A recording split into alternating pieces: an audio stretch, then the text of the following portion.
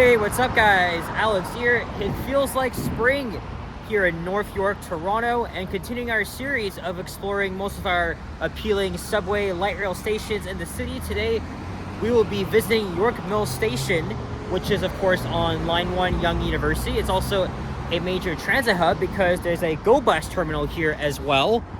Yesterday, we explored Wilson Station, which is actually 10 minutes away from here. If you take the 96, 165, or 996, that's on the other side of Line 1.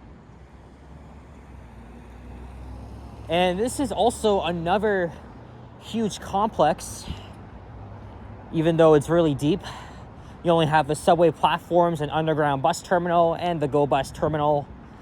And this station opened in March 1973. And it was the temporary terminus of the North Yonge extension until the next year, 1974, when they extended the subway to Finch Station. So here's a look around the area. The terrain is pretty interesting because on the west side is a golf course, as well as a couple of office buildings over there. And then also east of here is the Hawks Hollow neighborhood. And originally, when they were building the subway, or actually even before then, they were planning to have the station elevated right above Wilson Avenue, but that was met with huge opposition from local residents because of the noise. So they decided to put it underground. And also south of the station is the Don River, and that was also one of the reasons why they wanted to have the station outdoors. But it was tunneled under the river, and that's the result we get. So the station is it's pretty deep. I'm not sure exactly, but we're gonna enter the station through the York Mill Center here, which is a commercial complex of retail and offices. I want to show you guys the GO bus terminal. We have to go up a level here, and then we'll head into the subway.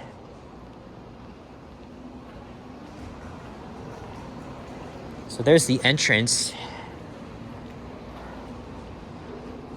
You can also access the elevators.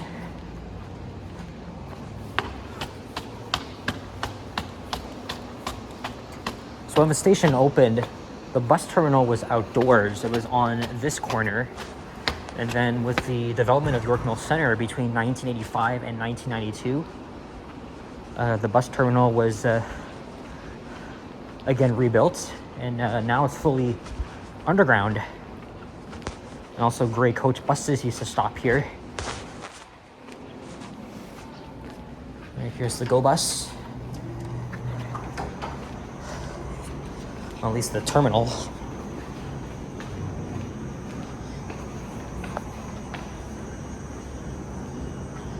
This is a very small terminal.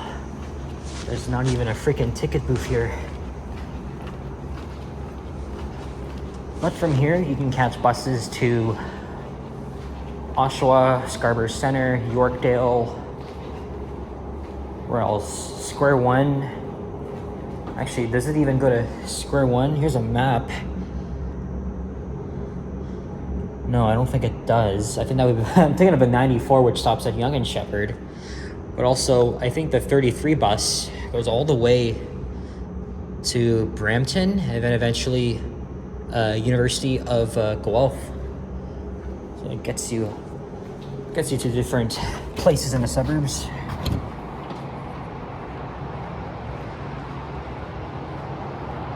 Now to walk all the way around.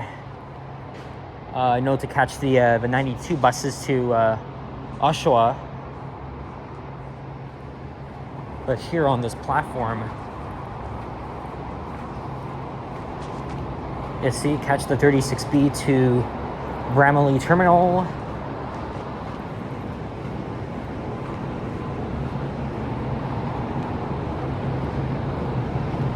Yeah, nothing really. Oh yeah, see. This is where you can catch the 33. It's a very long route. You'll be in for about 2 hours if you're going to Guelph. But anyway, that's the terminal. Nothing special about it.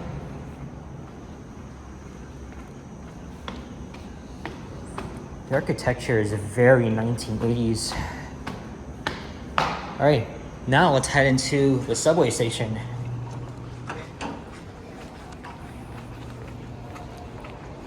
We're gonna take the elevators downstairs. Actually, on my way up here, I actually discovered something that I've never even seen before.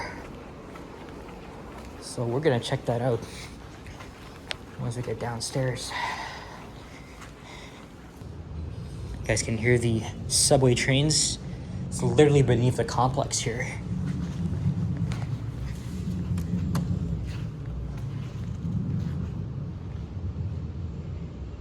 And for wheelchair users or anybody with disabilities, these elevators are like the only way to get to street level from the station. All right, gonna go to P2. These used to be Dover elevators. And there's the time and there's the temperature outside. It's a unseasonably warm 14 degrees Celsius. So this is what I discovered. This is the Pickleplex pod. And I'm not sure how long this has been here, but I didn't even know they had this here. There's nobody inside though, but it's literally right next to the freaking station. So you have to actually reserve if you want to get inside. And then this here is just an emergency exit, or actually no, that goes up, I think that goes back up to the complex. You know how I discovered it? Because there's also these windows that go over to another passageway.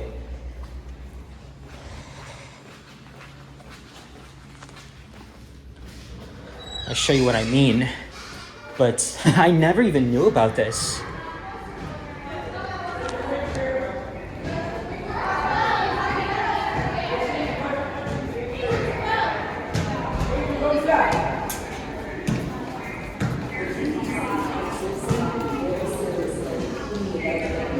Yeah, through here. Yeah, see?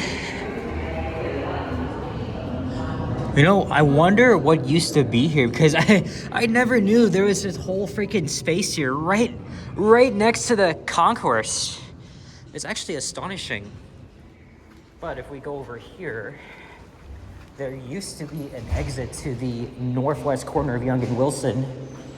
According to the sign, that entrance was closed back in 2024 due to construction of a new development.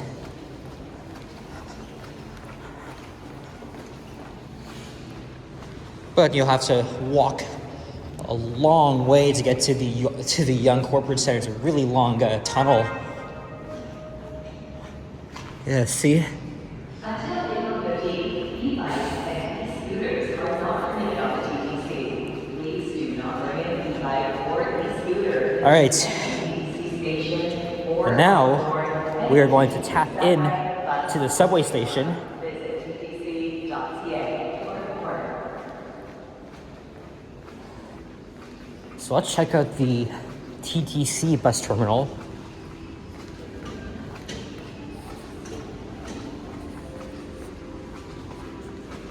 The floors here were recently changed. See, these are brand new actually. There's the there's the escalators to the New York Mill Center. There's a piece of art, but we'll get there. We'll get to that in a little bit.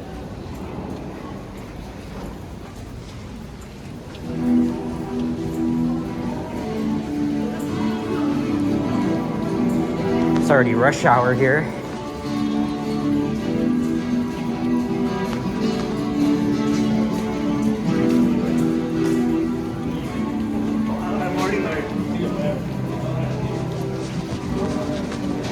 Subway service for a portion of Line 1 between St. Clair West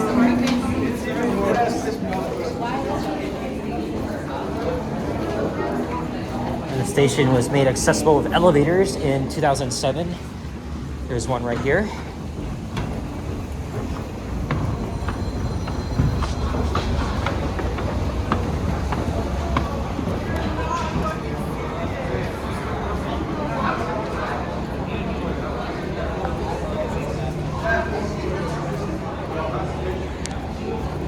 Catch many buses here, of course.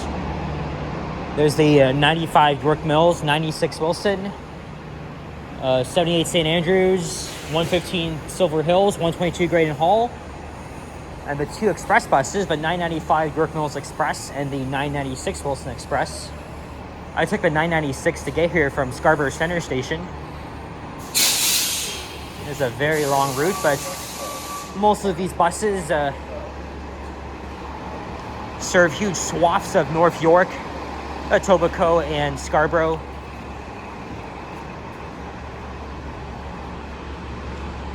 The 995 goes to my university campus, the University of Toronto, Scarborough.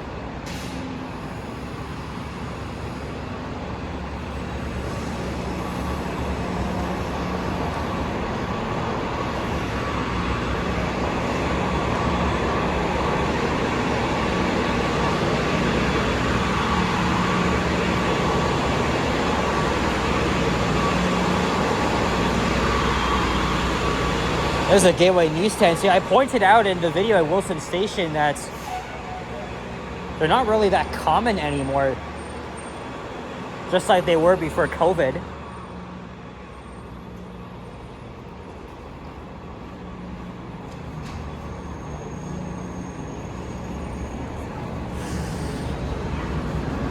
Oh yeah, there's a list of routes you can take from here. I just mentioned the list of them. All right, now let's head down to the subway platform. There's one other thing I want to show y'all before we head downstairs.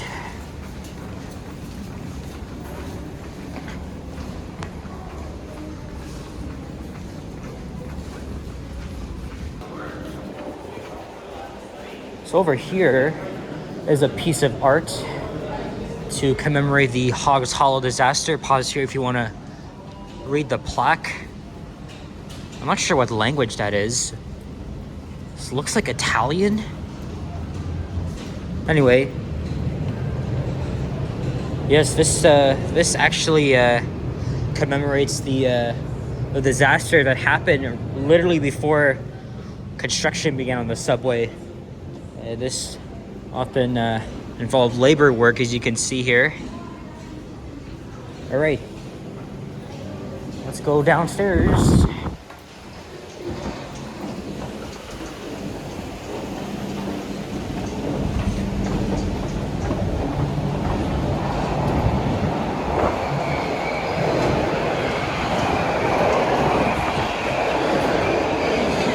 Yeah, the elevator is through this walkway here. I'm sure a lot of you guys may remember, but the walls of the station used to be dark green here.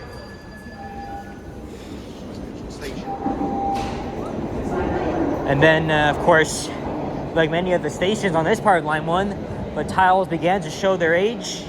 And so in 2015, the walls were all redone. Let's get a thumbnail here.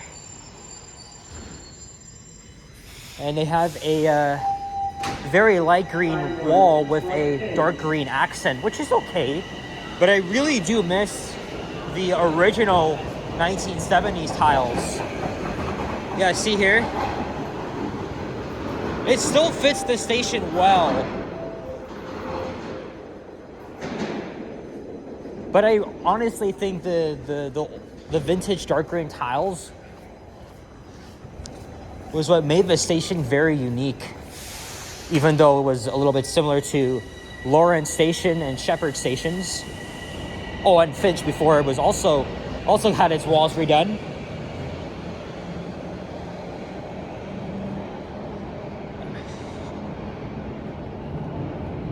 All right, I have 7 minutes until the next train comes.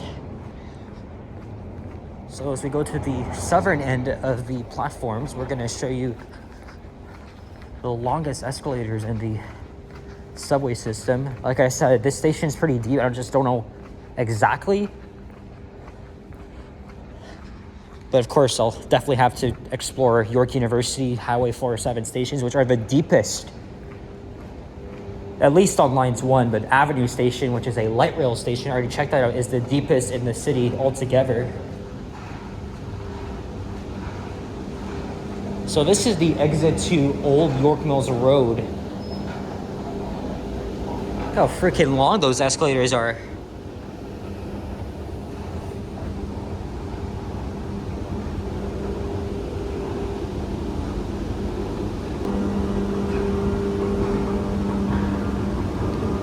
And this brings us here to Old York Mills Road. This is one of the many unmanned entrances.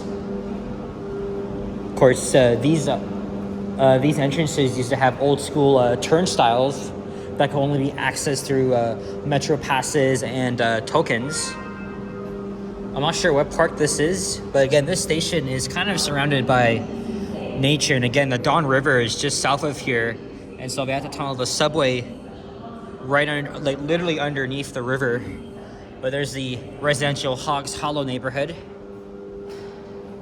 And evidence shows that this here used to be an old collector booth, and they added this fake wall here. And then there's a map, but it's literally right on the other side of the gates. All right, let's head back downstairs.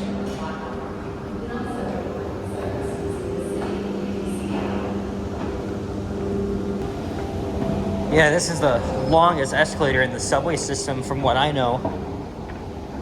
But I've seen way worse escalators in other cities like Washington, D.C. A lot of the metro stations, they're very deep. They have very long, they actually have the longest escalator in the Western Hemisphere. I've always been fascinated by those stations.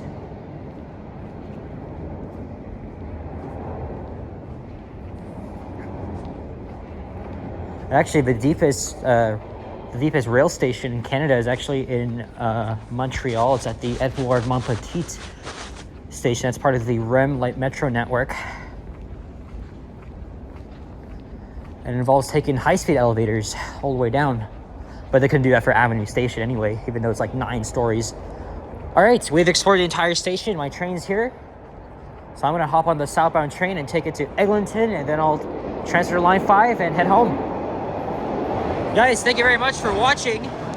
If you enjoyed this video, please leave a like, comment, and subscribe if you haven't already. Stay tuned for more videos. Check out my others as well. And for more videos like this, I'll see you guys all on the next one. Take care and peace out. Bye-bye.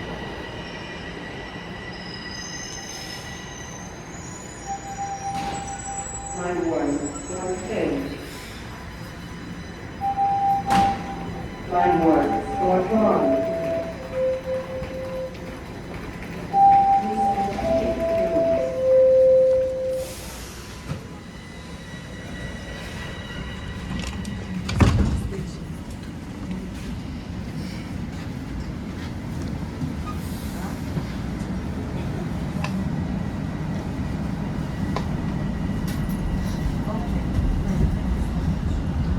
Next station, Lawrence. Lawrence Station. Doors will open on the left.